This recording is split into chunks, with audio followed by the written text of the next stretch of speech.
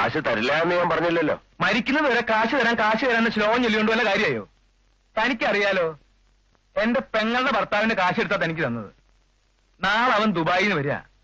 കൊടുത്ത കാശിന് എന്തിനും തീരുമാനമായില്ലേ എന്ന് അവൻ ചോദിച്ചാൽ ഞാൻ എന്താ പറയാ? ഇപ്പൊ പിന്നെ ഒരു ഉറപ്പെങ്കിലും കിട്ടില്ലോ. ടൗണിലുള്ള വീട് മതി. ടൗണിലുള്ള വീടിന്റെ കാര്യം ഇനി താൻ പറയണ്ട. ഒരു കാര്യം ഞാൻ പറഞ്ഞേക്കാം ഗോപാലകൃഷ്ണ, ഒട്ടും വൈകാതെ മറ്റേ കേസും വിധിയാവും.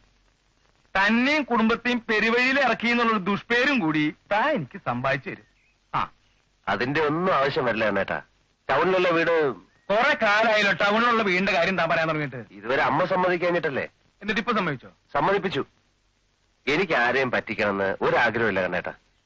കണ്ണേട്ടൻ എന്ന് പറഞ്ഞ പോലെ ഇവിടുത്തെ വീടിന്റെയും പറമ്പിന്റെയും മേലുള്ള കട ഒഴിച്ച് ബാക്കി കാശിങ് എന്നോ. നീ ഇത് കാര്യമായിട്ട് പറയാണോ? ഇത് പിന്നെ തമാശ പറയാൻ പറ്റിയ വിഷയ.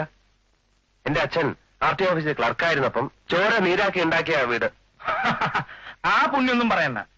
RTO ഓഫീസുകാര് ഒരു കാലത്തും ചോര നീരാക്കേണ്ടി വന്നിട്ടില്ല. അല്ലാതെ തന്നെ ഒരു വീട് വിലയ്ക്ക് വാങ്ങാൻ അവർക്ക് കഴിയും. അതുകൊണ്ട് അത് കളാ. മരിച്ചുപോയ അച്ഛൻ എന്തിനാ കുറ്റം പറയുന്നത്? അനുഭവിക്കാൻ ഒരു യോഗം വേണം. ഏതായാലും ആദ്യം പറമ്പ് ലേലത്തിനൊരു സ്റ്റേ വാങ്ങണം. അപ്പോ പുതിയൊരു എഗ്രിമെന്റ് ഉണ്ടാക്കണ്ടേ? ഉണ്ടാക്കാം.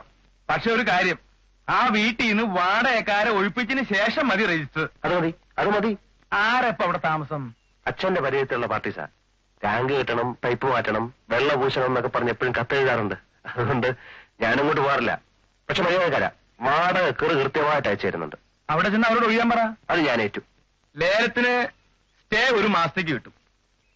അതിനുള്ളിൽ ആളൊഴിപ്പിച്ച് രജിസ്റ്റർ ചെയ്ത് തന്നാൽ ഇവിടുത്തെ വസ്തുക്കളിന്മേലുള്ള കടം ഒഴിഞ്ഞു തരുന്നതായി ഒരു എഗ്രിമെന്റ് എഴുതിച്ചോളൂ.